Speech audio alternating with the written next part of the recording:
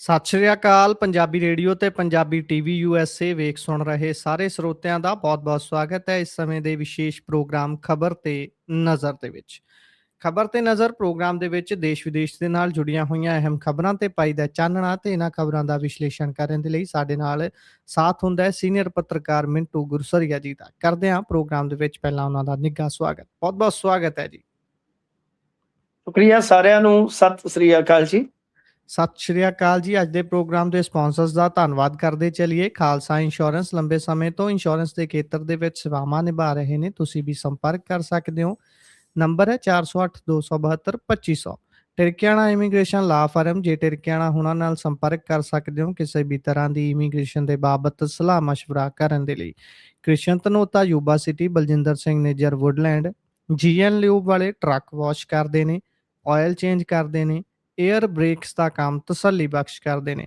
ਤੁਸੀਂ ਇਹਨਾਂ ਦੇ ਕੋਲੋਂ ਨਵੇਂ ਪੁਰਾਣੇ ਟਾਇਰ ਵੀ ਖਰੀਦ ਸਕਦੇ ਹੋ। ਲੋਕੇਸ਼ਨ ਸੈਂਟਾਨੇਲਾ ਦੀ ਹੈ। ਨਿੰਮਾ ਸਹੂਤਾ ਹੁਣਾਂ ਦਾ ਨੰਬਰ ਹੈ 209 277 0113। Jaswinder Singh Nagra, Roseville, Avtar Singh Sangha, Yuba City, Baldev Singh Kang, Yuba City. ਬਹੁਤ ਬਹੁਤ ਧੰਨਵਾਦ ਹੈ ਸਾਰੇ ਸਪਾਂਸਰਸ ਦਾ। ਰੁਕ ਕਰਦੇ ਹਾਂ ਖਬਰਾਂ ਦਾ। ਮਿੰਟੂ ਜੀ, ਭਲਕੇ ਯਾਨੀ ਕਿ 26 ਨੂੰ ਵੋਟਾਂ ਪੈਣੀਆਂ ਨੇ ਨਗਰ ਪੰਚਾਇਤਾਂ ਦੀਆਂ, ਨਗਰ ਨਿਗਮਾਂ ਦੀਆਂ। ਇਹ ਵੋਟਾਂ ਵੈਸੇ ਤਾਂ ਕਿਆਮਤ ਦੀ ਰਾਤ ਅੱਜ ਦੀ ਹੈ, ਕਿਉਂਕਿ ਅੱਜ ਜਿਹੜਾ ਬੰਦ ਦਰਵਾਜ਼ਿਆਂ ਦੇ ਪਿੱਛੇ ਜ਼ੋਰ ਲੱਗ ਰਿਹਾ ਉਹੋ ਹੀ ਸਭ ਤੋਂ ਜ਼ਿਆਦਾ ਮਾਇਨੇ ਮੈਨੂੰ ਲੱਗਦਾ ਰੱਖਦਾ ਹੈ। ਪ੍ਰਚਾਰ ਪ੍ਰਚੂਰ ਤਾਂ ਜਿਹੜੇ ਉਹ ਹਾਥੀ ਦੇ ਦੰਦ ਹੀ ਹੁੰਦੇ ਨੇ। ਪਾਇਓ ਜ਼ਰਾ ਚਾਨਣਾ, ਕਿਵੇਂ ਦੀਆਂ ਰਹਿਣਗੀਆਂ ਚੋਣਾਂ ਤੇ ਹੁਣ ਤੱਕ ਦਾ ਜਿਹੜਾ ਆਪਾਂ ਦੇਖਿਆ, ਖਲਾਰਾ ਪੈਂਦਾ ਵੀ ਦੇਖਿਆ, ਕਾਗਜ਼ ਭਰਦੇ ਕਾਗਜ਼ ਫਟਦੇ ਸਭ ਕੁਝ ਹੋਇਆ। ਬਿਲਕੁਲ ਗੁਰਪ੍ਰੀਤ, ਜਿੱਦਾਂ ਤੁਸੀਂ ਕਿਹਾ ਕਿ ਕਿਆਮਤ ਦੀ ਰਾਤ ਆ, ਤੇ ਗੱਲ ਇਹ ਜੀ ਆ ਕਿ ਉਹ ਗਾਣਾ ਵੀ ਆ ਕਿ ਦਿਨ ਚੜ੍ਹਦੇ ਨੂੰ ਮੇਰੀ ਆਉਣੀ ਹੈ ਬਰਾਤ ਵੇ। ਤਾਂ ਜੀ ਦਿਨ ਚੜ੍ਹਦੇ ਨੂੰ ਕਹਿ ਲਓ ਕਿ ਲੋਕਤੰਤਰ ਦਾ ਮੇਲਾ, ਲੋਕਤੰਤਰ ਦਾ ਵਿਆਹ ਕਹਿ ਲਓ ਕਿ ਇਦਾਂ ਸਾਰਾ ਕੁਝ ਹੋਏਗਾ। ਪਰ ਇਹ ਨਾ ਐਵੇਂ ਕਿਤਾਬੀ ਜੀਆਂ ਗੱਲਾਂ ਨੇ। ਲੋਕਤੰਤਰ ਦਾ ਮਜ਼ਮਾ, ਲੋਕਤੰਤਰ ਫਲਾਂ ਟਮਕਾ। ਮੈਂ ਵਾਰ-ਵਾਰ ਕਹਿਣਾ ਕਿ ਦੱਸੋ ਕਿੱਥੇ ਕਚਰਾ ਮੈਨੇਜਮੈਂਟ ਦਾ ਕਿਤੇ ਹੈ ਕੋਈ ਮੁੱਦਾ? ਜਦ ਕਿ ਪੰਜਾਬ ਦੇ ਹਰ ਸ਼ਹਿਰ, ਹਰ ਗਲੀ, ਹਰ ਮੁਹੱਲੇ 'ਚ ਜਾ ਕੇ ਵੇਖ ਲਓ ਕਿੱਡੀ ਵੱਡੀ ਸਮੱਸਿਆ ਹੈ। ਤੇ ਪੂਰੇ ਇੰਡੀਆ 'ਚ ਜੇ ਆਪਾਂ ਦੇਖੀਏ ਕਿੰਨੇ ਪੋਲਿਊਸ਼ਨ ਫੈਲਾਉਂਦੇ ਸ਼ਹਿਰ ਆ, ਕਿੰਨੇ ਪੋਲਿਊਟਡ ਸ਼ਹਿਰ ਆ। ਪੂਰੇ ਇੰਡੀਆ ਦਾ ਤਾਂ ਰਿਕਾਰਡ ਆ ਕਿ ਜੇ ਆਪਾਂ ਵਰਲਡ ਦੀਆਂ ਜਿਹੜੀਆਂ ਗੰਦੀਆਂ ਸਿਟੀਆਂ ਕੱਢ ਕੇ ਦੇਖ ਲਈਏ, ਸ਼ਹਿਰ ਕੱਢ ਕੇ ਦੇਖ ਲਈਏ, ਸਾਡੇ ਸਾਰਿਆਂ ਤੋਂ ਜ਼ਿਆਦਾ ਨੇ। ਤੇ ਜੇ ਪੰਜਾਬ ਦੇ ਲਿਹਾਜ਼ ਨਾਲ ਦੇਖੀਏ ਤੇ ਉਸ ਸੂਚੀ 'ਚ ਪੰਜਾਬ ਦੇ ਛੋਟੇ ਵੱਡੇ ਸ਼ਹਿਰ ਵੀ ਆਪਾਂ ਪਾ ਸਕਦੇ ਹਾਂ। ਕਿਤੇ ਇੱਕ ਸਿੰਗਲ ਡਿਬੇਟ ਤੁਸੀਂ ਸੁਣੀ ਹੋਵੇ ਤੇ ਮੈਨੂੰ ਦੱਸੋ। ਅੱਛਾ, ਇਸ ਤੋਂ ਇਲਾਵਾ ਸੀਵਰੇਜ, ਬਿਜਲੀ ਢਾਂਚਾ, ਕਿਤੇ ਕੋਈ ਚਰਚਾ ਨਹੀਂ, ਲੈਣਾ ਨਹੀਂ ਦੇਣਾ ਨਹੀਂ। ਬਸ ਉਹੀ ਇਹਨੇ ਆ ਕਹਿ ਦਿੱਤਾ, ਉਹਨੇ ਆ ਕਹਿ ਦਿੱਤਾ, ਫਲਾਣੇ ਨੇ ਫਿਰ ਮੋੜ ਕੇ ਆ ਕਹਿ ਦਿੱਤਾ। ਪੱਤਰਕਾਰ ਸਾਥੀ ਵੀ ਸਾਡੇ ਤੁਹਾਨੂੰ ਪਤਾ ਇਹਨਾਂ ਚੱਕਰਾਂ 'ਚ ਹੀ ਪੈ ਗਏ ਕਿ ਉਹਨੇ ਆ ਬੋਲ ਦਿੱਤਾ ਹੈ, ਫਿਰ ਉਹਦੇ ਕੋਲ ਚਲੇ ਗਏ, ਤੁਹਾਡੇ ਬਾਰੇ ਆ ਬੋਲ ਦਿੱਤਾ ਹੈ। ਕਿਸੇ ਨੇ ਬੁਨਿਆਦੀ ਢਾਂਚੇ ਨੂੰ ਲੈ ਕੇ, ਕਿਸੇ ਨੇ ਕਿਸੇ ਦੇ ਰਿਪੋਰਟ ਕਾਰਡ ਨੂੰ ਲੈ ਕੇ ਕੋਈ ਗੱਲ ਹੀ ਨਹੀਂ ਕੀਤੀ। ਜਦ ਕਿ ਫਿਰ ਉਹ ਜਦੋਂ ਇਸ ਤਰ੍ਹਾਂ ਦੀ ਇਲੈਕਸ਼ਨ ਹੁੰਦੀ ਹੈ ਤਾਂ ਫਿਰ ਉਹਦੇ ਵਿੱਚ ਉਹੀ ਸਾਮ ਦਾਮ ਦੰਡ ਵੇਦ ਸਭ ਕੁਝ ਚੱਲਦਾ ਹੈ। ਤੁਸੀਂ ਇਹ ਵੇਖੋ ਕਿੰਨੀ ਦਾਰੂ ਚੱਲ ਰਹੀ ਆ। ਦਾਰੂ ਪੁਲਿਸ ਦੀਆਂ ਗੱਡੀਆਂ 'ਚ ਸਪਲਾਈ ਹੋ ਰਹੀ ਹੈ। ਹਿਸਾਬ ਲਾ ਲਓ, ਇੱਕ ਗੱਡੀ ਤੇ ਫੜੀ ਗਈ, ਕੀ ਪਤਾ ਕਿੰਨੀਆਂ ਕੁ ਜੀ ਚੱਲਦੀਆਂ ਪਈਆਂ ਨੇ। ਫਿਰ ਅੱਜ ਤੁਸੀਂ ਵੇਖੋਗੇ 50 ਕਿਲੋ ਡਰੱਗ ਸ਼ਾਇਦ ਫੜੀ ਗਈ ਹੈ ਇੱਧਰ ਮੇਰੇ ਖਿਆਲ ਦੇ ਨਾਲ ਫਾਜ਼ਿਲਕਾ ਵਾਲੀ ਸੈਕਟਰ ਦੇ ਵਿੱਚ। ਜੀ ਤਾਂ ਇਹ ਤੋਂ ਇਲਾਵਾ ਜੇ ਤੁਸੀਂ ਵੇਖੋਗੇ ਅੱਜ ਹਿਸਾਬ ਲਾ ਲਓ ਇਹੋ ਜਿਹੀ ਹਾਲਤ ਆ ਮੇਰੇ ਸ਼ਹਿਰ ਦੇ ਵਿੱਚ। ਉਧਰ ਇਲੈਕਸ਼ਨ ਹੈ, ਕੱਲ ਨੂੰ ਵੋਟਾਂ ਪੈਣੀਆਂ। ਅੱਜ 5 ਕੇ 6 ਘੰਟੇ ਕਿਸਾਨਾਂ ਨੇ ਰੋਡ ਜਾਮ ਕਰੀ ਰੱਖਿਆ। ਇਲੈਕਸ਼ਨ ਵਾਲੇ ਦਿਨਾਂ 'ਚ ਹਾਈਵੇ ਜਾਮ ਕਰੀ ਰੱਖਿਆ 5-6 ਘੰਟੇ, ਪੁਲਿਸ ਕੁਛ ਨਾ ਕਰ ਸਕੇ। ਤਾਂ ਮਤਲਬ ਕਿ ਹਾਈਵੇ ਤੱਕ ਨਹੀਂ ਖੁਲਵਾਇਆ ਗਿਆ।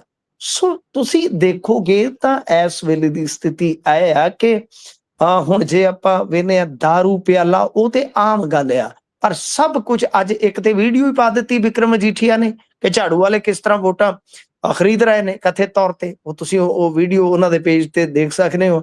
ਇਸ ਤੋਂ ਇਲਾਵਾ ਡਾਕਟਰ ਸੁਖੀ ਨੇ ਵੀ ਆਪਦਾ ਜਲੂਸ ਕਢਵਾ ਲਿਆ। ਅੱਜ ਮਹੱਲੇ ਵਾਲੇ ਉਹਨਾਂ ਨੂੰ ਪੈ ਨਿਕਲੇ, ਵੀਡੀਓ ਵਾਇਰਲ ਹੋ ਰਹੀ ਆ ਕਿ ਜਦੋਂ ਕੰਪੇਨ ਬੰਦ ਹੋ ਗਿਆ ਤੁਸੀਂ ਕਿਵੇਂ ਮਜ਼ਮਾ ਲਾ ਕੇ ਬਈ ਆ ਪ੍ਰਚਾਰ ਕਰ ਰਹੇ ਹੋ। ਤਾਂ ਉਹਨਾਂ ਦਾ ਕਹਿਣਾ ਸੀਗਾ ਕਿ ਵਾਹਵਾ ਵੈਸੇ ਤਲਖੀ ਹੈ, ਕੁਝ ਸ਼ਬਦ ਵੀ ਜਿਹੜੇ ਆ ਉਹ ਭਾਰੇ ਇਸਤੇਮਾਲ ਹੋਏ ਨੇ। ਤੇ ਉਹਨਾਂ ਦੇ ਨਾਲ ਤੇ ਕਹਿੰਦੇ ਨਜ਼ਰ ਆ ਰਹੇ ਨੇ ਕਿ ਨਹੀਂ ਅਸੀਂ ਡੋਰ ਟੂ ਡੋਰ ਕਰ ਸਕਦੇ ਹਾਂ। ਪਰ ਜੀ, ਗੱਲ ਇਹ ਆ ਕਿ ਹਰ ਬਾਤ ਜਿਹੜਾ ਹੈ ਉਹ ਆਮ ਆਦਮੀ ਪਾਰਟੀ ਵਰਤ ਰਹੀ ਆ। ਆਮ ਆਦਮੀ ਪਾਰਟੀ ਲਈ ਇਹ ਇਲੈਕਸ਼ਨ ਬੈਲਟ ਪੇਪਰ ਤੇ ਲਿਆਉਣੇ ਇਹ ਬਹੁਤ ਸੋਚੀ ਸਮਝੀ ਰਣਨੀਤੀ ਸੀ। ਕਿਉਂ? ਕਿਉਂਕਿ ਅਗਰ ਇਹ ਇਲੈਕਸ਼ਨ ਹਾਰ ਜਾਂਦੇ ਆ ਤਾਂ ਸਮਝ ਲਓ ਕੇਜਰੀਵਾਲ ਦੀ ਰਾਜਨੀਤੀ ਦਾ ਇੰਡੀਆ 'ਚੋਂ ਭੋਗ ਪੈ ਗਿਆ। ਮੈਂ ਫਿਰ ਰਿਪੀਟ ਕਰ ਦੇਣਾ, ਜੀ, ਪੰਜਾਬ 'ਚ ਜਿੱਥੇ ਹਾਰ ਹੋ ਗਈ, ਅਰਵਿੰਦ ਕੇਜਰੀਵਾਲ ਦੀ ਰਾਜਨੀਤੀ ਦਾ ਇੱਕ ਵਾਰੀ ਭੋਗ ਪੈ ਜਾਣਾ ਹੈ। ਸੋ ਇਸ ਜੀ, ਵਾਸਤੇ ਅਰਵਿੰਦ ਕੇਜਰੀਵਾਲ ਹੀ ਇਹਨਾਂ ਇਲੈਕਸ਼ਨਾਂ ਨੂੰ ਬਿਲਕੁਲ ਜਿੱਦਾਂ ਕਹਿ ਲਈਏ ਡਿਜ਼ਾਈਨ ਕਰ ਰਹੇ ਆ। ਜਿਵੇਂ ਆਪਾਂ ਕਹਿ ਦਿੰਦੇ ਆ ਨਾ ਕਿ ਜਿਹੜਾ ਚੋਣ ਕਮਿਸ਼ਨ ਆ ਉਹ ਤੇ ਭਾਰਤੀ ਜਨਤਾ ਪਾਰਟੀ ਦੀ ਬ੍ਰਾਂਚ ਬਣ ਗਿਆ। ਇੱਥੇ ਵੀ ਮਾਹੌਲ ਲਗਭਗ ਵੈਸਾ ਹੀ ਆ। ਹਾਂ, ਕੁਝ ਜੇ ਜੀ, ਤੁਸੀਂ ਫੈਕਚੁਅਲੀ ਚੀਜ਼ਾਂ ਜਾਣਨ ਦੇ ਇਛੁਕ ਹੋ ਜਾਂ ਤੁਹਾਡੀ ਦਿਲਚਸਪੀ ਰਹਿੰਦੀ ਹੈ ਤਾਂ ਮੈਂ ਕੁਝ ਚੀਜ਼ਾਂ ਜਿਹੜੀਆਂ ਫੈਕਚੁਅਲੀ ਤੁਹਾਨੂੰ ਦੱਸਾਂ ਤਾਂ ਬੜੀਆਂ ਰੌਚਕ ਹੋ ਜਾਂਦੀਆਂ ਨੇ। ਫਸਟ ਕਿ 7555 ਜਿਹੜੇ ਆ ਉਮੀਦਵਾਰ ਆ ਤੇ ਇਹਨਾਂ ਦੇ ਜੀ, ਵਿੱਚੋਂ ਕੁਝ ਨੂੰ ਤੇ ਜਿੱਤ ਜਿਹੜੀ ਆ ਪਹਿਲਾਂ ਹੀ ਨਸੀਬ ਹੋ ਗਈ, ਯਾਨੀ 7555 ਜਿਹੜੇ ਮੈਦਾਨ ਦੇ ਵਿੱਚ ਆ। ਤੇ ਸਭ ਤੋਂ ਵੱਡੀ ਗੱਲ ਇਹ ਆ ਕਿ ਬਹੁਤ ਥਾਵਾਂ ਤੇ ਬਾਗੀ ਜਿਹੜੇ ਆ ਜਾਂ ਟਿਕਟ ਨਾ ਮਿਲਣ ਕਰਕੇ ਨਾਰਾਜ਼ ਹੋਏ, ਨਿਰਾਸ਼ ਹੋਏ, ਉਹ ਵੀ ਬੰਦੇ ਹੈਗੇ ਆ। ਇਹ ਤੋਂ ਇਲਾਵਾ ਇੱਕ ਇੰਟਰਸਟਿੰਗ ਫੈਕਟ ਇਹ ਆ ਕਿ ਸ਼੍ਰੋਮਣੀ ਅਕਾਲੀ ਦਲ ਬਾਦਲ ਦੇ ਨਾਲੋਂ ਪਹਿਲੀ ਵਾਰ ਹੋਏਗਾ ਕਿ ਭਾਜਪਾ ਦੇ ਉਮੀਦਵਾਰ ਇਹਨਾਂ ਇਲੈਕਸ਼ਨਾਂ 'ਚ ਵਧੇਰੇ ਆ। ਜੀ, ਫਿਰ ਸਭ ਤੋਂ ਵੱਡੀ ਗੱਲ ਇਹ ਆ ਕਿ ਕਾਂਗਰਸ ਸੈਕੰਡ ਨੰਬਰ ਤੇ ਆ, ਪਰ ਆਮ ਆਦਮੀ ਪਾਰਟੀ ਦੀ ਫੌਜ ਉਮੀਦਵਾਰਾਂ ਦੀ ਡਾਢੀ ਵੱਡੀ ਆ। ਹੁਣ ਇਹ ਵੇਖਣਾ ਹੋਏਗਾ ਕਿਉਂਕਿ ਦੇਖੋ ਆਪਾਂ ਮੰਨ ਕੇ ਚੱਲ ਰਹੇ ਹਾਂ ਕਿ ਕੁਛ ਤੇ ਇਹਨਾਂ ਨੇ ਠੀਕ ਆ ਵੋਟ ਹਾਸਲ ਵੀ ਕਰਨੀ ਹੈ। ਮੈਂ ਅੱਜ ਦੀ ਤਰੀਕ ਦੇ ਵਿੱਚ ਇਹਨਾਂ ਦੀ ਪੋਜੀਸ਼ਨ ਇਸ ਤਰ੍ਹਾਂ ਦੀ ਹੀ ਮੰਨਦਾ ਕਿ ਬੇਸ਼ੱਕ ਇਹ ਇਹਨਾਂ ਦਾ ਗ੍ਰਾਫ ਲੋ ਹੋਇਆ ਅੱਗੇ ਨਾਲੋਂ, ਪਰ ਇਹਨਾਂ ਇਲੈਕਸ਼ਨਾਂ ਦੇ ਵਿੱਚ ਵੋਟ ਤੇ ਫਿਰ ਵੀ ਇਹਨਾਂ ਦੇ ਕੋਲ ਹੈਗੀ ਆ। ਤੇ ਦੂਜੇ ਪਾਸੇ ਕੁਛ ਧੱਕ ਮਤੱਕਾ ਤੇ ਕੁੱਲ ਮਿਲਾ ਕੇ ਕਹਿ ਲਈਏ ਪਹਿਲਾ ਸਥਾਨ ਪੱਕਾ, ਪਰ ਰੌਚਕ ਲੜਾਈ ਹੈ ਦੂਸਰੇ ਸਥਾਨ ਦੀ ਜਿਹਦੇ ਲਈ 3 ਦਾਅਵੇਦਾਰ ਆ। ਉਹਦੇ ਵਿੱਚ ਭਾਜਪਾ ਤੇ ਨਿਗਾਹ ਰੱਖਣ ਦੀ ਜ਼ਰੂਰਤ ਹੋਏਗੀ। ਜੇ ਉਹ ਬਿਲਕੁਲ ਕਹਿ ਲਓ ਕਿ ਮਾਰਜਨ ਦੇ ਮਾਮਲੇ ਦੇ ਵਿੱਚ ਕਾਂਗਰਸ ਦੇ ਨੇੜੇ ਆ ਜਾਂਦੇ ਆ ਜਾਂ ਕਾਂਗਰਸ ਤੋਂ ਟੱਪ ਜਾਂਦੇ ਆ ਤਾਂ ਸਮਝ ਲਓ ਕਿ ਫਿਰ ਸਾਨੂੰ ਝਲਕਾਰਾ ਜਿਹੜਾ ਸਾਫ਼ ਪੈ ਜਾਏਗਾ ਕਿ 2027 ਚ ਸ਼ਹਿਰੀ ਇਲੈਕਸ਼ਨ ਕਿਸ ਚਾਲ ਨੂੰ ਚੱਲਦਾ ਹੈ। ਤੋ ਖੈਰ ਇਹੀ ਆਪਾਂ ਕਹਿ ਲਈਏ ਕਿ ਫੈਕਚੁਅਲੀ ਕੁਝ ਦਿਲਚਸਪ ਆંકੜੇ ਜਿਹੜੇ ਆ ਉਹ ਸਾਡੇ ਸਾਹਮਣੇ ਆ। ਪਰ ਜਿਸ ਤਰ੍ਹਾਂ ਦੀਆਂ ਇਹ ਚੋਣਾਂ ਹੋ ਰਹੀਆਂ ਨੇ ਮੈਂ ਬਹੁਤ ਨਿਰਾਸ਼ ਹੋਇਆ ਕਿ ਪੜ੍ਹੇ ਲਿਖੇ ਲੋਕਾਂ ਦੀ ਚੋਣ ਸਮਝੀ ਜਾਂਦੀ ਆ, ਵਪਾਰੀ ਵਰਗ ਦੀ, ਸ਼ਹਿਰੀ ਵਰਗ ਦੀ ਕਹਿ ਲਓ ਕਿ ਚੋਣ ਸਮਝੀ ਜਾਂਦੀ ਆ। ਪਰ ਗੱਲ ਇਹ ਆ ਕਿ ਅਸਲ ਮੁੱਦੇ, ਬੁਨਿਆਦੀ ਢਾਂਚਾ, ਉਹ ਸਭ ਕੁਝ ਹਾਸ਼ੀਏ ਤੇ ਆ। ਕਿਸੇ ਨੇ ਕਿਸੇ ਕਿਸਮ ਦੀ ਕਦੇ ਕੋਈ ਗੱਲ ਹੀ ਨਹੀਂ ਕੀਤੀ। ਮੈਂ ਤਾਂ ਹੈਰਾਨ ਆ ਜੀ, ਹੈਰਾਨ ਆ। ਐਡਾ ਵੱਡਾ ਇਲੈਕਸ਼ਨ ਲੜਿਆ ਜਾ ਰਿਹਾ, 8-9 ਨਿਗਮ ਨੇ ਇਹਦੇ ਵਿੱਚ, ਫਿਰ ਨਗਰ ਕੌਂਸਲਾਂ ਨੇ, ਨਗਰ ਪੰਚਾਇਤਾਂ ਨੇ, ਪਰ ਕਿਧਰੇ ਵੀ ਕਿਸੇ ਮੁੱਦੇ ਦੀ ਗੱਲ ਨਹੀਂ ਹੈ। ਠੀਕ ਆ, ਲੋਕਲ ਮੁੱਦਿਆਂ ਦੀ ਗੱਲ ਜ਼ਰੂਰ ਉੱਥੇ ਹੇਠਲੇ ਪੱਧਰ ਤੇ ਹੁੰਦੀ ਆ, ਪਰ ਮਾਫ ਕਰਨਾ ਜ਼ਿਆਦਾਤਰ ਲੋਕ ਵੀ ਪਾਰਟੀ ਕੁੱਟ ਰਹੇ ਨੇ ਤੇ ਜ਼ਿਆਦਾਤਰ ਪਾਰਟੀਆਂ ਦਾ ਵੀ ਜ਼ੋਰ ਲੱਗਾ ਹੋਇਆ ਕਿ ਅਸੀਂ ਪੋਜੀਸ਼ਨਾਂ ਜਿਹੜੀਆਂ ਆਪਣੀਆਂ ਸੋਲਿਡ ਕਰ ਲਈਏ। ਜੀ, ਬਿਲਕੁਲ, ਬਿਲਕੁਲ। ਇਸ ਤੋਂ ਅੱਗੇ ਜੇਕਰ ਆਪਾਂ ਵਧੀਏ ਤਾਂ ਸੀਐਮ ਮਾਨ ਦੇ ਬਿਆਨ ਦਾ ਸੁਪਰੀਮ ਕੋਰਟ ਤੱਕ ਪਹੁੰਚ ਹੋ ਗਈ ਜੀ। ਦੇਖੋ ਮੁੱਖ ਮੰਤਰੀ ਸਾਹਿਬ ਨਾ ਸਿਰਫ ਆਪਣੀ ਬੇਇੱਜ਼ਤੀ ਕਰਵਾ ਰਹੇ ਨੇ ਬਲਕਿ ਇਹ ਪੂਰੇ ਸੂਬੇ ਦੀ ਬੇਇੱਜ਼ਤੀ ਹੈ। ਹੂੰ, ਇਹ ਮੁੱਖ ਮੰਤਰੀ ਦਾ ਦਸਤੂਰ ਬਣ ਗਿਆ ਹੈ ਕਿ ਵਾਰ-ਵਾਰ ਇਹ ਗਲਤੀਆਂ ਕਰਦੇ ਨੇ, ਵਾਰ-ਵਾਰ ਉਹਨਾਂ ਗਲਤੀਆਂ ਨੂੰ ਰਿਪੀਟ ਕਰਦੇ ਨੇ। ਇਹ ਸਭ ਤੋਂ ਵੱਡੀ ਗਲਤੀ ਹੈ। ਅੱਛਾ, ਹੋਇਆ ਕੀ ਸੀ? ਤੁਹਾਨੂੰ ਯਾਦ ਹੋਣਾ ਹੈ ਕਿ ਇੱਕ ਫੈਸਲਾ ਕੁੱਤਿਆਂ ਦੇ ਮਾਮਲੇ 'ਚ ਆਇਆ ਸੀਗਾ ਨਵੰਬਰ 'ਚ। ਉਸ ਤੋਂ ਬਾਅਦ ਇੱਕ ਫੈਸਲਾ ਹਾਲ ਦੇ ਦਿਨਾਂ ਦੇ ਵਿੱਚ ਸੁਪਰੀਮ ਕੋਰਟ ਨੇ ਦਿੱਤਾ ਸੀਗਾ, ਅੰਤਲਾ ਨਿਰਦੇਸ਼ ਕਹਿ ਲਓ, ਕਿ ਉਹਦੇ ਬਾਅਦ ਫਿਰ ਰਾਤ ਦਾ ਟਾਈਮ ਤੇ ਮਾਨ ਸਾਹਿਬ ਇੱਕ ਐਲਾਨ ਕਰ ਦਿੰਦੇ ਆ ਕਿ ਕੱਲ ਨੂੰ ਕੁੱਤਿਆਂ ਦੀ ਮਤਲਬ ਕਿ ਵੇਖਿਓ ਸ਼ਾਮਤ ਆਉਂਦੀ, ਅਸੀਂ ਜਾਨਲੇਵਾ ਤੇ ਖਤਰਨਾਕ ਕੁੱਤਿਆਂ ਨੂੰ ਮਾਰਾਂਗੇ। ਜਿਸ ਤਰ੍ਹਾਂ ਹੀ ਇਹਨਾਂ ਦਾ ਪੋਸਟ ਆਇਆ ਤੇ ਇਹਨਾਂ ਨੇ ਹਵਾਲਾ ਦਿੱਤਾ ਕਿ ਸੁਪਰੀਮ ਕੋਰਟ ਨੇ ਜੋ ਫੈਸਲਾ ਦਿੱਤਾ ਉਸ ਦੀ ਰੌਸ਼ਨੀ ਦੇ ਵਿੱਚ ਅਸੀਂ ਅਗਾ ਇਸ ਨੂੰ ਇੰਪਲੀਮੈਂਟ ਕਰਾਂਗੇ। ਤਾਂ ਗੁਰਪ੍ਰੀਤ ਇਹਨਾਂ ਦਾ ਵਿਰੋਧ ਹੋਣਾ ਸ਼ੁਰੂ ਹੋ ਗਿਆ ਤੇ ਆਮ ਆਦਮੀ ਪਾਰਟੀ ਜਾਂ ਜਿਹੜੇ ਇਹ ਹੈਗੇ ਨੇ ਭਗਵੰਤ ਮਾਨ ਹੋ ਰਹੀ, ਅਰਵਿੰਦ ਕੇਜਰੀਵਾਲ ਹੋ ਰਹੀ, ਇਹ ਟ੍ਰੋਲ ਕਰਵਾ ਤਾਂ ਸਕਦੇ ਨੇ ਲੋਕਾਂ ਨੂੰ, ਬਹੁਤ ਜ਼ਿਆਦਾ ਟ੍ਰੋਲ ਕਰਵਾਉਂਦੇ ਨੇ। ਇਹਨਾਂ ਦੀਆਂ ਟੀਮਾਂ ਬੈਠੀਆਂ ਹੋਈਆਂ ਜਿਨ੍ਹਾਂ ਦੇ ਨਿਸ਼ਾਨੇ ਤੇ ਕੁਝ ਵਿਅਕਤੀ ਵਿਸ਼ੇਸ਼ ਰਹਿੰਦੇ ਆ, ਮਤਲਬ ਕਿ ਕਿੱਥੇ ਕੀ ਕਮੈਂਟ ਕਰਨਾ, ਸਭ ਸਕ੍ਰਿਪਟ ਤਿਆਰ ਹੁੰਦੀ ਆ, ਬਕਾਇਦਾ ਡਿਜ਼ਾਈਨ ਕੀਤਾ ਜਾਂਦਾ ਸਾਰਾ ਕੁਝ। ਪਰ ਇਹ ਵਿਰੋਧ ਝੱਲਣ ਜੋਗੇ ਨਹੀਂ ਹੈਗੇ। ਜਿਵੇਂ ਹੀ ਵਿਰੋਧ ਹੋਇਆ ਡੌਗ ਲਵਰ ਮੈਦਾਨ ਦੇ ਵਿੱਚ ਆਏ, ਇਹਨਾਂ ਨੂੰ ਲੱਗਿਆ ਕਿ ਇਹ ਤੇ ਚੋਣ ਚੱਲਦੀ ਪਈ ਆ ਤੇ ਡੌਗ ਲਵਰ ਜਿਹੜੇ ਆ ਜ਼ਿਆਦਾਤਰ ਸ਼ਹਿਰਾਂ 'ਚ ਰਹਿੰਦੇ ਆ। ਤੁਸੀਂ ਜੀ ਵੇਖੋਗੇ ਪਿੰਡਾਂ ਦੇ ਵਿੱਚ ਪਾਲਤੂ ਜਾਨਵਰ ਜਿਹੜੇ ਆ, ਠੀਕ ਆ, ਰੱਖਦੇ ਨੇ ਲੋਕ, ਪਰੰਤੂ ਆਰਗਨਾਈਜ਼ਡ ਤਰੀਕੇ ਦੇ ਨਾਲ ਇਹ ਜਿਹੜਾ ਕੁੱਤਿਆਂ ਦੇ ਹੱਕ ਦੇ ਵਿੱਚ ਕੰਮ ਚੱਲਦਾ, ਇਹ ਤੁਸੀਂ ਸ਼ਹਿਰਾਂ ਦੇ ਵਿੱਚ ਵੇਖਦੇ ਹੋ ਜ਼ਿਆਦਾ। ਤੋ ਇਸ ਜੀ ਤੋਂ ਬਾਅਦ ਫਿਰ ਇਹਨਾਂ ਨੇ ਕੀ ਕੀਤਾ ਕਿ ਕੁਝ ਘੰਟਿਆਂ ਬਾਅਦ, ਮੈਂ ਤੇ ਪੋਸਟ ਵੀ ਪਾਈ ਸੀ ਕਿ ਦੇਖੋ ਪੋਸਟ ਰਾਤ ਨੂੰ ਆਇਆ ਹੈ ਤੇ ਸਵੇਰ ਨੂੰ ਕਿਤੇ ਯੂ ਟਰਨ ਨਾ ਵੱਜ ਜਾਵੇ, ਉਹੀ ਹੋਇਆ।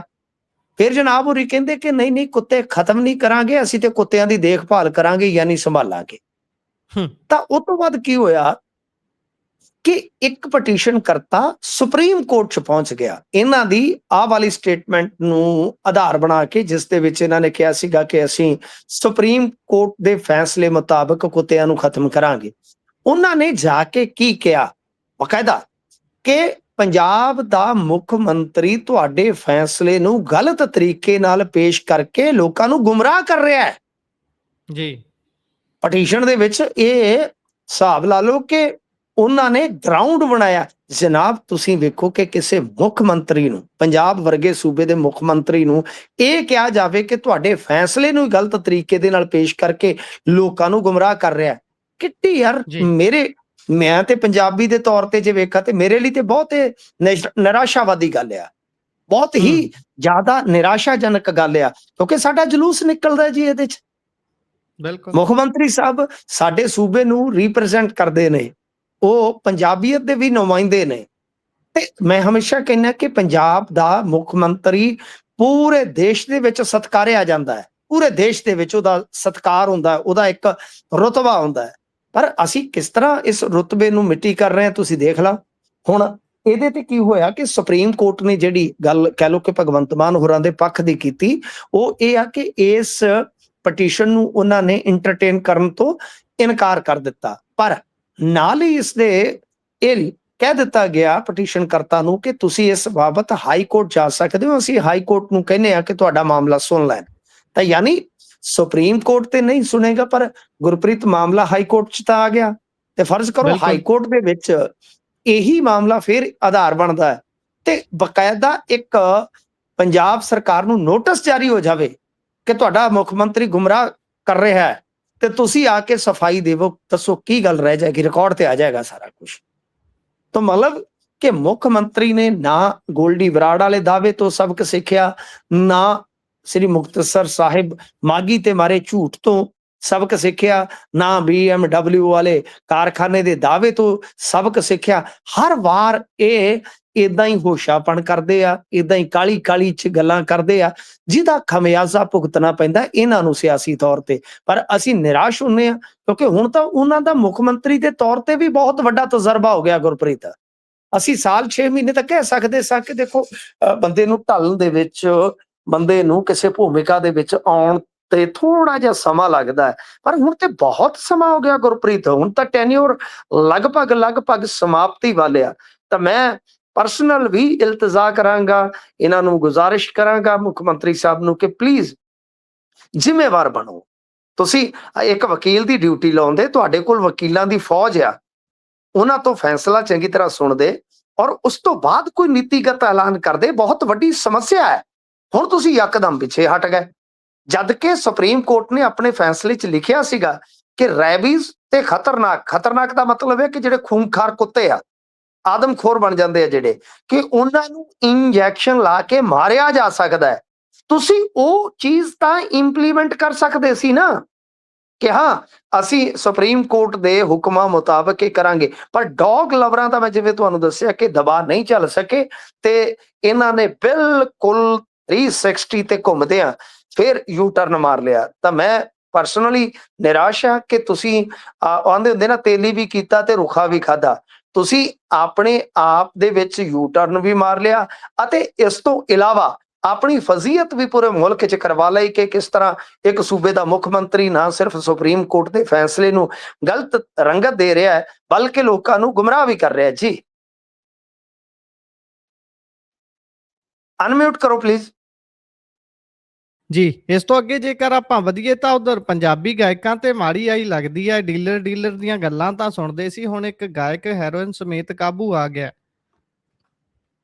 ਹਾਂਜੀ, ਆਪਾਂ ਗੱਲਾਂ 'ਚੋਂ ਗੱਲ ਕੀਤੀ ਵੀ ਆ ਕਿ ਅੱਜ ਤੁਸੀਂ ਵੇਖੋ ਕਿ ਕੋਡ ਆਫ ਕੰਡਕਟ ਲਾਗੂ ਹੈ ਤੇ ਇਸ ਦੇ ਬਾਵਜੂਦ ਵੀ ਡਰੱਗ ਜਿਹੜਾ ਹੈ ਉਹ ਇੰਨਾ ਜ਼ਿਆਦਾ ਫੜਿਆ ਜਾ ਰਿਹਾ ਹੈ। ਕਿਉਂਕਿ 50 ਕਰੋੜ ਦੀ, ਮੈਂ ਉਹਦੇ 'ਚ 50 ਕਿਲੋ ਸ਼ਾਇਦ ਕਹਿ ਗਿਆ ਸੀ, 10 ਕਿਲੋ ਹੈਰੋਇਨ ਜਿਹੜੀ ਆ ਉਹ ਜ਼ਬਤ ਕੀਤੀ ਗਈ ਇੱਧਰ ਸਾਡੇ ਬਾਰਡਰ ਦੇ ਕੋਲ, ਤਾਰ ਦਾ ਜਿਹੜਾ ਏਰੀਆ ਹੈ ਨਾ, ਫਾਜ਼ਿਲਕਾ ਦੇ ਵਿੱਚ ਪੈਂਦਾ ਹੈ, ਇਹਦੇ ਵਿੱਚ। ਅੱਛਾ, ਗੱਲ ਇਹ ਆ ਕਿ ਗੁਰਪ੍ਰੀਤ, ਜੇ ਆਪਾਂ ਦੇਖੀਏ, ਇਹ ਗਾਇਕ ਆ ਹਰਬੀਰ ਸੋਹਲ। ਇੱਕ ਤਾਂ ਦੇਖੋ ਅੱਧਾ ਪੰਜਾਬ ਤੇ ਗਾਇਕਾਂ ਦਾ ਬਈ, ਕਿਸੇ ਦਾ ਕੋਈ YouTube ਤੇ ਗਾਣਾ ਪੈ ਗਿਆ ਉਹ ਵੀ ਗਾਇਕ ਹੀ ਵੱਜਦਾ ਹੈ। ਜਿਵੇਂ ਹੁਣ ਜੀ, ਮੇਰੇ ਵਰਗੇ ਨੂੰ ਵੀ ਪੱਤਰਕਾਰ ਹੀ ਅਗਲਾ ਸਮਝਦਾ ਹੈ। ਠੀਕ ਹੈ ਜੀ, ਕਿ ਇਹ ਵੀ ਪੱਤਰਕਾਰ ਆ, ਬਸ ਜਿਹੜਾ ਬੰਦਾ ਚਾਰ ਕੁ ਗੱਲਾਂ ਕਰ ਲੈਂਦਾ ਉਹ ਪੱਤਰਕਾਰ ਹੀ ਅੱਜ ਕੱਲ ਬਈ, ਸਿੱਧਾ ਹਿਸਾਬ ਆ। ਤਾਂ ਕਹਿਣ ਦਾ ਮਤਲਬ ਇਹ ਆ ਕਿ ਹੁਣ ਗਾਇਕ ਏਦਾਂ ਦੇ ਬਣੇ ਪਏ ਨੇ ਕਿ ਜਿੱਦਾਂ ਕੋਈ ਆਪਦਾ ਬਣਾ ਕੇ ਢਮਢਮਾ ਜਿਹਾ ਕੋਈ ਚੈਨਲ ਤੇ ਪਾ ਲੈਂਦਾ ਤੇ ਉਹ ਗਾਇਕ ਹੀ ਵੱਜਦਾ। ਹੁਣ ਇਹ ਸੋਹਲ ਸਾਹਿਬ ਆ, ਕੋਈ ਦੱਸੋ ਹੁਣ ਸਾਹਿਬ, ਤੇ ਮੈਂ ਤਾਂ ਕਹਿ ਰਿਹਾ ਵਾਂ ਕਿ ਇਹ ਗਾਇਕ ਨੇ ਤੇ ਗਾਇਕਾਂ ਨੂੰ ਇਹ ਅੱਜ ਕੱਲ ਤੁਸੀਂ ਜਿਵੇਂ ਕਿਹਾ ਕਿ ਸਾੜ ਸਤੀ ਦਾ ਸਾਹਮਣਾ ਕਰਨਾ ਪੈ ਰਿਹਾ।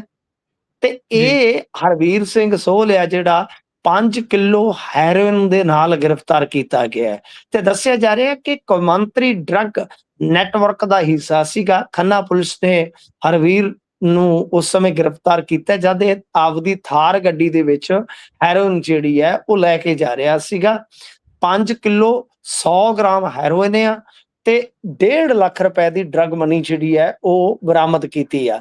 ਇਹ ਕਹਿੰਦੇ ਆ ਕਿ ਜੋ ਉੱਥੇ, ਕਿਉਂਕਿ ਬਹੁਤ ਨੌਜਵਾਨ ਯੰਗ ਐਸਐਸਪੀ ਲੱਗੀ ਹੈ ਡਾਕਟਰ ਦਰਪਨ ਆਲੂਵਾਲੀਆ। ਇਹਦੋਂ ਪਹਿਲਾਂ ਤੁਹਾਨੂੰ ਪਤਾ ਹੈ ਉੱਥੇ ਬੀਬੀ ਜੋਤੀ ਯਾਦਵ ਸੀ, ਇਹਨਾਂ ਦੀ ਜੀ, ਟੀਮ ਵੀ ਕਾਫੀ ਐਕਟਿਵ ਸੀਗੀ। ਖੰਨਾ ਪੁਲਿਸ ਜ਼ਿਲ੍ਹਾ ਹੈ ਗੁਰਪ੍ਰੀਤ, ਤੇ ਕਾਫੀ ਐਕਟਿਵ ਰਹਿੰਦੀ ਹੈ ਉੱਥੋਂ ਦੀ ਪੁਲਿਸ। ਇਹ ਕਹਿੰਦੇ ਆ ਕਿ ਇਸ ਮਾਮਲੇ ਦੀ ਸ਼ੁਰੂਆਤ ਹੋਈ ਸੀ 7 ਮਾਰਚ 2026 ਨੂੰ। ਥਾਣਾ ਦੁਰਾਹਾ ਦੀ ਇੱਕ ਚੈਕਿੰਗ ਪਾਰਟੀ ਜਿਹੜੀ ਸੀਗੀ, ਉਹਨਾਂ ਨੇ ਏਟੀਓਸ ਕਾਰ ਨੂੰ ਰੋਕਿਆ ਤੇ ਉਹਦੇ ਵਿੱਚ ਸਵਾਰ ਕੋਈ ਅਕਸ਼ੇ ਫੜਿਆ ਗਿਆ। ਯਾਨੀ ਇੱਕ ਗਾਇਕ ਹੈ, ਇੱਕ ਅਕਸ਼ੇ ਵੀ ਆ। ਹੁਣ ਇਹ ਨਾ ਕਹਿ ਲਿਓ ਕਿ ਅਕਸ਼ੇ ਫਿਲਮਾਂ ਵਾਲਾ ਰਗੜਿਆ ਗਿਆ, ਨਹੀਂ, ਹੂੰ, ਭਲਾ ਕਹੋ ਕਿ ਵੇਖ ਰਗੜ ਕੇ ਰੱਖਦਾ ਨਹੀਂ ਅੱਜ ਵੈਲੀ ਚੋਟੀ ਦਾ। ਇਹ ਅਕਸ਼ੇ ਕੋਈ ਹੋਰ ਸੀ, ਇਹਦੇ ਕੋਲੋਂ ਹੈਰੋਇਨ ਦੀ ਇੱਕ ਰਿਕਵਰੀ ਹੋਈ ਸੀਗੀ। ਉਸ ਤੋਂ ਬਾਅਦ ਜੀ, ਪੁੱਛਗਿੱਛ ਹੋਈ ਤੇ ਨਿਸ਼ਾਨਦੇਹੀ ਤੇ ਕੁਝ ਹੋਰ ਰਿਕਵਰੀ ਕੀਤੀ ਗਈ।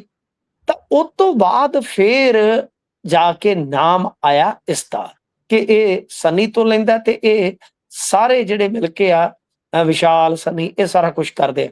ਇੱਧਰ ਜਿਹੜੇ ਸਨੀ ਦੀ ਮੁਲਾਕਾਤ ਕਹਿੰਦੇ ਕਿ ਜੇਲ੍ਹ ਦੇ ਵਿੱਚ ਜਤਿੰਦਰ ਉਰਫ ਗੋਲਡੀ ਦੇ ਨਾਲ ਹੋਈ ਸੀ। ਜੇਲ੍ਹ ਤੋਂ ਬਾਹਰ ਆਉਣ ਤੋਂ ਬਾਅਦ ਡਰੱਗ ਨੈਟਵਰਕ ਨੂੰ ਮਜ਼ਬੂਤ ਕੀਤਾ ਗਿਆ ਤੇ ਇਸੇ ਦਰਮਿਆਨ ਗੁਰਜੰਟ ਜੰਟਾ ਤੇ ਪੰਜਾਬੀ ਗਾਇਕ ਸੋਹਲ ਦੇ ਨਾਮ ਦੀ ਜਾਂਚ ਜਿਹੜੀ ਆ ਉਹ ਦਾਇਰੇ 'ਚ ਆ ਗਈ, ਜਿਸ ਤੋਂ ਬਾਅਦ ਇਹਨੂੰ ਗ੍ਰਿਫਤਾਰ ਕੀਤਾ ਤੇ ਆਸਟ੍ਰੇਲੀਆ ਤੋਂ ਗੁਰਜੰਟ ਇਹ ਨੈਟਵਰਕ ਜਿਹੜਾ ਹੈ ਉਹ ਚਲਾ ਰਿਹਾ ਸੀਗਾ। ਦੇਖੋ, ਇਹ ਪੁਲਿਸ ਦੇ ਦਾਅਵੇ ਆ, ਜੋ ਮਰਜ਼ੀ ਆ, ਕਿ ਜੇ ਇੰਨੀ ਰਿਕਵਰੀ ਹੋਈ ਆ ਤਾਂ ਕਿਤੇ ਨਾ ਕਿਤੇ ਬਈ ਮਾਮਲਾ ਜਿਹੜਾ ਕਾਫੀ ਤਗੜਾ ਹੈ। ਤੋ ਇਹ ਡਰੱਗ ਦੀ ਜਿਹੜੀ ਸਪਲਾਈ ਆ ਉਹ ਗੁਰਪ੍ਰੀਤ ਬਹੁਤ ਜ਼ਿਆਦਾ ਹੋ ਰਹੀ ਆ, ਬਹੁਤ ਹੀ ਜ਼ਿਆਦਾ। ਜਿਵੇਂ ਆਪਾਂ ਗੱਲ ਕੀਤੀ ਹੈ 10 ਕਿਲੋ ਉੱਥੇ ਫੜੀ ਗਈ, 5 ਕਿਲੋ ਇਹ ਕਹਿੰਦੇ ਆ ਕਿ ਇੱਥੇ ਫੜੀ ਗਈ ਆ। ਯਾਨੀ ਇਹਦਾ ਮਤਲਬ ਇਹ ਆ ਕਿ ਹੈਰੋਇਨ ਦਾ ਬਾਜ਼ਾਰ ਬਹੁਤ ਹੀ ਤਗੜਾ ਹੈ, ਬਹੁਤ ਹੀ ਤਗੜਾ ਹੈ। ਗੁਰਪ੍ਰੀਤ, ਪਿੰਡਾਂ ਦੇ ਵਿੱਚ ਵੀ ਲੋਕ ਕੰਜ਼ਿਊਮ ਕਰ ਰਹੇ ਨੇ, ਹਟਦੇ ਹੀ ਨਹੀਂ ਨਾ, ਲੋਕ ਵਿੱਚ ਨੂੰ ਹਟਦੇ। ਮੈਂ ਤੇ ਆਪ ਕਹਿੰਦਾ ਹੁੰਦਾ ਕਿ ਸਾਡੇ ਤੇ ਆਪਦੇ ਜਿਹੜੇ ਲਾਗੇ ਬੰਨੇ ਵਾਲੇ ਆ ਕਿ ਨਹੀਂ ਸੁਣਦਾ ਹੀ ਨਹੀਂ ਕੋਈ। ਜਿਹੜਾ ਇਸ ਕੰਮ 'ਚ ਪੈ ਜਾਂਦਾ, ਆਦਤ 'ਚ ਪੈ ਜਾਂਦਾ ਹੈ, ਜਿਹੜਾ ਇਸ ਧੰਦੇ 'ਚ ਪੈ ਜਾਂਦਾ, ਪਤਾ ਨਹੀਂ ਕੀ ਫਿਟਕ ਵੱਜਦੀ ਆ। ਅੱਗੇ ਬੰਦੇ ਖਾਣ ਪੀਣ ਲੱਗ ਜਾਂਦੇ ਸਨ, ਛੱਡ ਦਿੰਦੇ ਸਨ, ਤੌਬਾ ਕਰ ਲੈਂਦੇ ਸਨ, ਬਹੁਤ ਕੁਝ ਸੀ। ਮੈਂ ਵੀ ਉਹਨਾਂ ਦੇ ਵਿੱਚੋਂ ਹਾਂ। ਪਤਾ ਨਹੀਂ ਇਹ ਤੇ ਕਿਸ ਤਰ੍ਹਾਂ ਦੀ ਮਾਰ ਪਈ ਆ।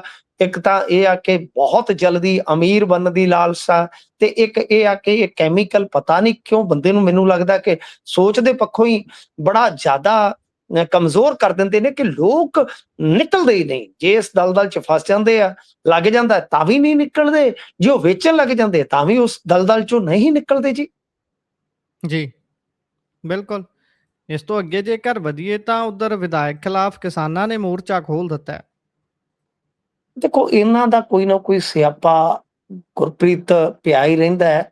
ਹੁਣ ਇਹ ਰੰਧਾਵਾ ਸਾਹਿਬ ਆ ਜਿਹੜੇ ਇੱਧਰ ਜ਼ੀਰਕਪੁਰ ਵਾਲੀ ਸਾਈਡ ਤੋਂ ਹੈਗੇ ਨੇ ਵਿਧਾਇਕ, ਇਹਨਾਂ ਦਾ ਤੁਹਾਨੂੰ ਪਤਾ ਹੀ। ਹੁਣ ਦੇਖੋ, ਗੱਲ ਪਤਾ ਕੀ ਹੁੰਦੀ ਆ ਕਿ ਕੁਝ ਜਿਹੜੇ ਬੰਦੇ ਹੁੰਦੇ ਆ ਉਹ ਸਮੇਂ ਦੇ ਅਨੁਸਾਰ ਠੀਕ ਬਣ ਜਾਂਦੇ। ਇਹਨਾਂ ਨੇ ਕੋਈ ਬਿਆਨ ਐਸਾ ਵੈਸਾ ਦੇ ਦਿੱਤਾ, ਉਸ ਤੋਂ ਬਾਅਦ ਹੁਣ ਕਿਸਾਨ ਇਹਨਾਂ ਦੇ ਮਗਰ ਤੇ ਇਹ ਅੱਗੇ ਆ। ਇਦਾਂ ਆ ਕਿ ਜਿਹੜੀ ਟਿੱਪਣੀ ਕਰਨੀ ਹੁੰਦੀ ਆ, ਕੋਈ ਬੰਦਾ ਸੋਚ ਵਿਚਾਰ ਕੇ ਕਰੇ ਤੇ ਬਿਹਤਰ ਆ। ਮਸਲਾ ਮੋਹਾਲੀ ਜ਼ਿਲ੍ਹੇ ਦਾ ਡੇਰਾਬੱਸੀ ਤੋਂ, ਮੈਂ ਅੱਗੇ ਕਿਹਾ ਨਾ ਮੈਂ ਜ਼ੀਰਕਪੁਰ ਵਿੱਚ ਆ ਗਿਆ, ਤਾਂ ਉਹ ਇੱਥੋਂ ਦੇ ਆ। ਇਹ ਡੇਰਾਬੱਸੀ ਆ, ਹਲਕਾ ਜੀ ਡੇਰਾਬੱਸੀ ਪੈਂਦਾ। ਤੇ ਇਹ ਜਿਹੜਾ ਵਿਵਾਦ ਆ, ਇਹ ਹੁਣ ਲਗਾਤਾਰ ਗਹਿਰਾਉਂਦਾ ਜਾ ਰਿਹਾ, ਕਿਉਂਕਿ ਐਸਕੇਐਮ ਵਾਲੇ ਜਿਹੜੇ ਆ ਉਹਨਾਂ ਨੇ ਅੱਜ ਲਾਲੜੂ ਦਾ ਜਿਹੜਾ ਦੱਪਰ ਟੋਲ ਪਲਾਜ਼ਾ ਹੈ, ਉੱਥੇ ਇਕੱਠੇ ਹੋ ਕੇ ਵਿਧਾਇਕ ਦਾ ਪੁਤਲਾ ਵੀ ਫੂਕਿਆ ਤੇ ਉਹ ਮਗਰ ਨੇ। ਇਹ ਪੂਰੇ ਕਿਸਾਨ ਵਰਗ ਦੀ ਲੜਾਈ ਦੱਸੀ ਜਾ ਰਹੀ ਹੈ ਕਿ ਦੇਖੋ, ਇਹ ਬਹੁਤ ਇਹਨਾਂ ਨੇ ਕੋਈ ਭੱਦੀ ਟਿੱਪਣੀ ਕੀਤੀ ਸੀ, ਜਿਹਦੇ ਵਾਸਤੇ ਉਹਨਾਂ ਨੇ ਕਿਹਾ ਕਿ 28 ਮਈ 2026 ਤੱਕ ਦਾ ਅਲਟੀਮੇਟਮ ਆ, ਤੇ ਜੇ ਨਹੀਂ ਤਾਂ ਫਿਰ ਤੁਸੀਂ ਵੇਖਿਓ ਕਿ ਅਸੀਂ ਤੁਹਾਡਾ ਕੀ ਕਰਦੇ ਆ, ਮਤਲਬ ਕਿ ਫਿਰ ਅਸੀਂ ਆਪਣਾ ਅੰਦੋਲਨ ਜਿਹੜਾ ਹੈ ਉਹ ਡਾਢਾ ਤੇਜ਼ ਕਰ ਦਿਆਂਗੇ। ਹੁਣ ਦੇਖੋ, ਟਿੱਪਣੀ ਦਾ ਤੇ ਮੈਨੂੰ ਪਤਾ ਨਹੀਂ ਉਹਨਾਂ ਨੇ ਕੀ ਕੀਤੀ ਆ, ਪਰ ਜੇ ਟਿੱਪਣੀ ਇਹੋ ਜਿਹੀ ਆ, ਰੰਧਾਵਾ ਸਾਹਿਬ, ਹੁਣ ਰੰਧਾਵਾ ਗੋਤ ਤੋਂ ਹੀ ਪਤਾ ਲੱਗਦਾ ਕਿ ਤੁਸੀਂ ਤੇ ਆਪ ਕਿਸਾਨ ਹੋ, ਤੁਸੀਂ ਤੇ ਆਪ ਜੱਟਾਂ ਦਾ ਹੀ ਰੰਧਾਵਾ ਗੋਤ ਆ ਨਾ, ਕਿ ਭਾਈ ਤੁਸੀਂ ਕਿਉਂ ਇਹੋ ਜਿਹਾ ਕੰਮ ਕਰਦੇ ਹੋ। ਜਾਂ ਜੇ ਨਹੀਂ ਵੀ ਕਿਸਾਨੀ ਦੀ ਤੇ ਆਪਾਂ ਇੱਜ਼ਤ ਕਰਦੇ ਹੀ ਆ, ਠੀਕ ਹੈ, ਕਿਸਾਨ ਆਗੂਆਂ ਦੀ ਅਸੀਂ ਵੀ ਆਲੋਚਨਾ ਕਰਦੇ ਹਾਂ, ਮੰਦਾ ਚੰਗਾ ਬੋਲਣ ਦਾ ਕੀ ਤੁੱਕ ਆ ਜੀ ਕਿਸੇ ਨੂੰ। ਹੁਣ ਮੈਨੂੰ ਐਗਜ਼ੈਕਟ ਨਹੀਂ ਪਤਾ, ਪਰ ਟਿੱਪਣੀ ਤਾਂ ਕੋਈ ਐਸੀ ਹੋਏਗੀ ਗੁਰਪ੍ਰੀਤ, ਕੇ ਮਾਮਲਾ ਜਿਹੜਾ ਹੈ ਪ੍ਰਦਰਸ਼ਨਾਂ ਤੱਕ ਆ, ਪੁਤਲੇ ਫੂਕਣ ਤੱਕ ਆ। ਤੇ ਚਲੋ ਜੇ ਕਿਤੇ ਹੋਈ ਹੈ ਤਾਂ ਕਿਸਾਨ ਤੁਹਾਡੇ ਤੋਂ ਇਹ ਤੇ ਨਹੀਂ ਮੰਗ ਕਰਦਾ ਹੈ ਕਿ ਬਈ ਤੁਸੀਂ ਕੋਠੇ ਤੋਂ ਛਾਲ ਮਾਰ ਦਿਓ, ਗੋਡਾ ਤੜਵਾ ਲਓ। ਉਹ ਇਹੀਓ ਕਹਿ ਰਹੇ ਨੇ ਕਿ ਤੁਸੀਂ ਗਲਤ ਬੋਲਿਆ ਮਈ ਕਿਸਾਨਾਂ ਦੀ ਸ਼ਾਨ ਦੇ ਖਿਲਾਫ, ਤੇ ਤੁਸੀਂ ਉਹਨੂੰ ਦਰੁਸਤ ਕਰੋ, ਉਹਨੂੰ ਅਫਸੋਸ ਜ਼ਾਹਰ ਕਰਕੇ ਠੀਕ ਕਰ ਲਓ, ਮਾਫੀ ਮੰਗ ਲਓ, ਕਿੱਡੀ ਕੋ ਗੱਲ ਆ। ਪਰ ਇਹਨਾਂ ਦਾ ਬੜਾ ਰਵੱਈਆ ਹੰਕਾਰੀ ਆ। ਮੈਂ ਤਾਂ ਹੈਰਾਨ ਆ ਕਿ ਜਿਹੜੇ ਇੱਥੇ ਬੰਦੇ ਹੱਥ ਜੋੜਦੇ ਫਿਰਦੇ ਸਨ, ਜਾਂ ਕਹਿ ਲਓ ਕੋਈ ਕੰਮ, ਤੇ ਮੈਂ ਕਿਸੇ ਨੂੰ ਛੁਟਿਆਊਂਗਾ ਨਹੀਂ, ਉਹ ਮੈਂ ਨਹੀਂ ਉਹਨਾਂ ਬਿਆਨਬਾਜ਼ੀਆਂ ਚ ਪੈਂਦਾ ਹੁੰਦਾ ਕਿ ਫਲਾਣਾ ਕਰਦਾ ਸੀ, ਫਲਾਣਾ ਕਰਦਾ ਸੀ, ਨਹੀਂ। ਪਰ ਇਹਨਾਂ ਬੰਦਿਆਂ ਨੂੰ ਮੈਂ ਵੇਖਿਆ ਕਿ ਬਈ ਆਪਣੇ ਵਰਗੇ ਹੀ ਸੀ, ਕਿ ਹੱਥ ਬੰਨੀ ਤੁਰੇ ਜਾਂਦੇ ਹੁੰਦੇ ਸੀਗੇ।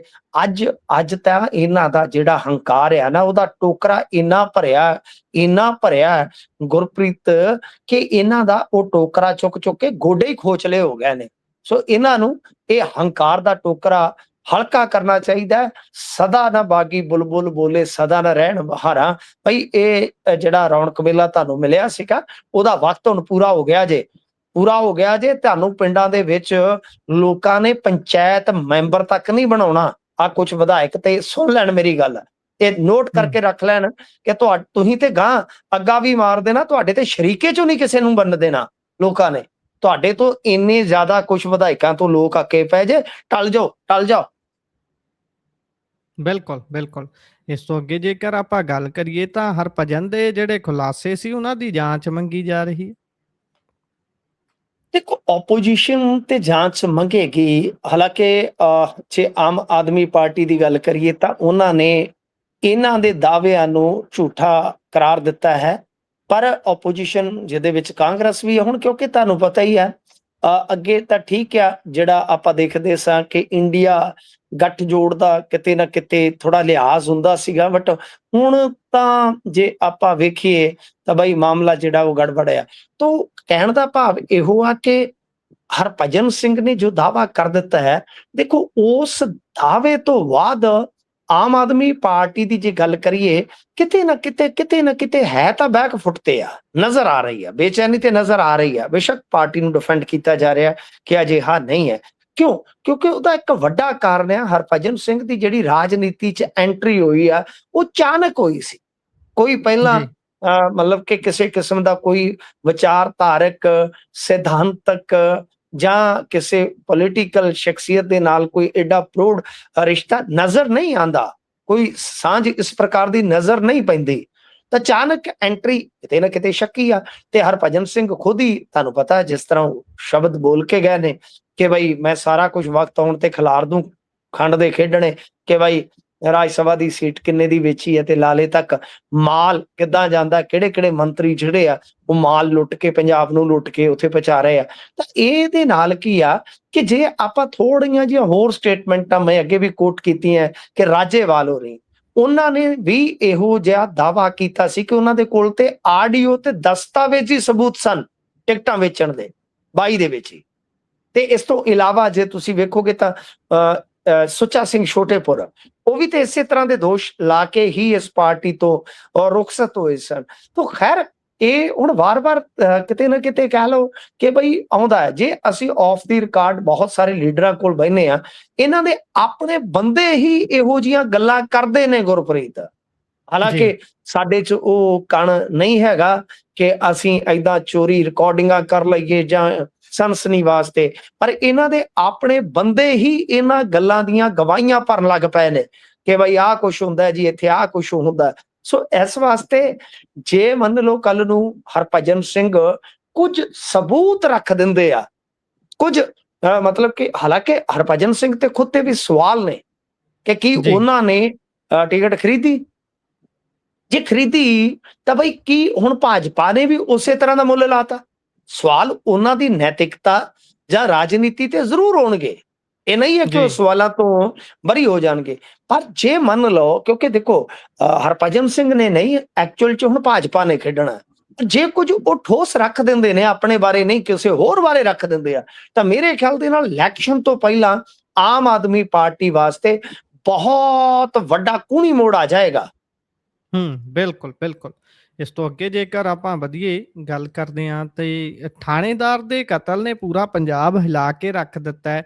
ਇਸ ਤੋਂ ਪਹਿਲਾਂ ਵੀ ਮਾਝੇ 'ਚ ਜਿਹੜੀ ਘਟਨਾ ਵਾਪਰੀ ਸੀ ਉਸਨੇ ਬਹੁਤ ਵੱਡਾ ਰੂਪ ਲੈ ਲਿਆ ਸੀ। ਬੇਸ਼ੱਕ ਉਹ ਇੱਕ ਪਾਸੇ ਨੂੰ ਹੀ ਡਾਇਵਰਟ ਹੋ ਗਈ ਰਣਜੀਤ ਵਾਲੇ ਮਾਮਲੇ ਦੇ ਵਿੱਚ, ਪਰ ਘਟਨਾ ਇਹ ਵੀ ਛੋਟੀ ਨਹੀਂ ਹੈ।